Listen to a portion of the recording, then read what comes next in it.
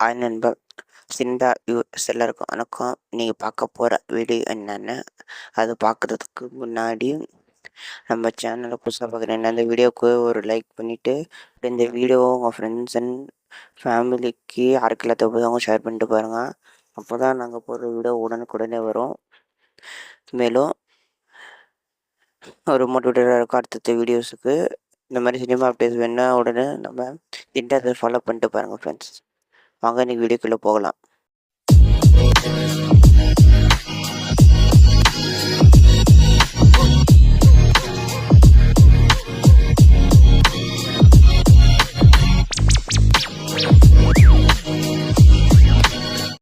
Hello, இன்றைக்கி பார்க்குற video என்னென்னா வேட்டையன். ஆல்ரெடி இந்த படத்தோட ஒரு சில கிளிம்ஸ், போஸ்டர்ஸ், அப்புறம் சாங்கில் நம்ம ரியாக்ஷன் பண்ணியிருப்போம்.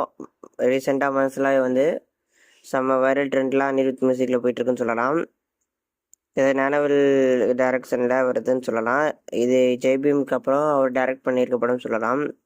இதில் உங்களுக்கே தெரியும் யார் யார், ரஜினி, அமிதாப் பச்சன், அதுக்கப்புறம் துஷரா விஜயன், ஃபகத் பாசில், அப்புறம் ராணா தகுபதி, மஞ்சு வாரியர், இன்னும் நிறைய பேர் சொல்லலாம், ரோகிணி, அபிராமி, இன்னும் நிறைய பேர் சொல்லலாம், ரக்ஷன், அது சொல்லிட்டே போகலாம். பெரிய காஸ்டம் கூலாக இருக்கிற சொல்லலாம். இந்த படத்துலேருந்து நான் எக்ஸ்பெக்ட் பண்ணது என்னன்னா, இது தலைவர் படம், ரஜினி படமாக இருக்கக்கூடாது. இது ஞானவேல் படமாக இருந்துச்சுன்னா செம்மையாக இருக்கும். என் பாயிண்ட் ஆஃப் வியூ சொல்லணும்னா, ஞானவேல் ராஜ் படமாக இருந்துச்சுன்னா பட்டம் வேறு லெவலாக இருக்கும்னு சொல்லலாம். சிம்பிளாக இருக்கும். ஞானவேல் ராஜ் படம் சிம்பிளாக இருக்கும். கதை ஸ்டோரி ஓரியன்ட் மூவியாக இருக்கும். அப்படி இருந்துச்சுன்னா படம் வேறு லெவலில் இருக்குன்னு சொல்லலாம். அதுலேருந்து இன்றைக்கி ஆடியோ லான்ச் நடக்குது. அதை தொடர்ந்து ப்ரிவியூ வீடியோ ஒன்று ரிலீஸ் பண்ணியிருக்காங்க. அந்த வீடியோவை தான் ரிவ்யூ தான் இந்த பார்க்க போகிறோம். அவங்க வீடியோ ரிவ்யூ பார்க்கலாம். ஃபஸ்ட்டு எடுத்த உடனே ஒரு 4 போலீஸ் காட்டுறாங்க. இவங்களாம் என்கவுண்டர் ஸ்பெஷலிஸ்ட் அந்த மாதிரி காட்டினாங்க. ஒவ்வொரு ஷார்ட் வைஸ் சொல்லணும்னா, இல்லை ஆல்ரெடி இன்னைக்கு மார்னிங் ரிலீஸ் பண்ணிட்டு அன்டார் வந்தா சூட்ரா சாங்கு ஓட பிஜிஎம் தான் இந்த அந்த சாங் தான் ஃபுல் சாங்கிங் தான் இந்த இதை ப்ரிவியூவில் யூஸ் பண்ணியிருக்காங்க சொல்லலாம். இதில் பார்த்த வரைக்கும் என்னென்னா, தலைவர் இந்த என்கவுண்டர் ஸ்பெஷலிஸ்டில் அவர் ஒரு முக்கியமான ஆள்னு நினைக்கிறேன். மொத்தம் 4 பேர் இருக்காங்க. அதில் ஒரு முக்கியமான ஆள்னு நினைக்கிறேன்.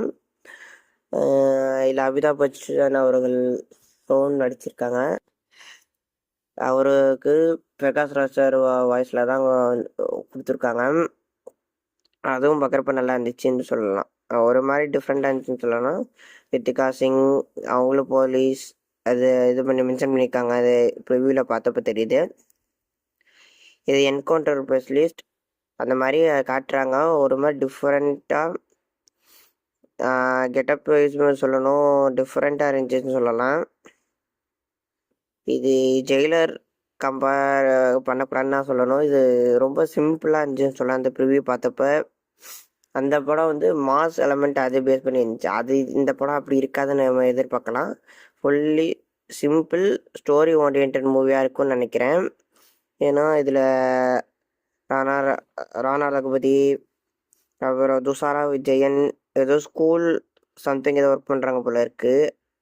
ரிவீல் பண்ணலேருந்து தெரியுது. ஃபகத் பாசில் எல்லாம் காட்டுறாங்க.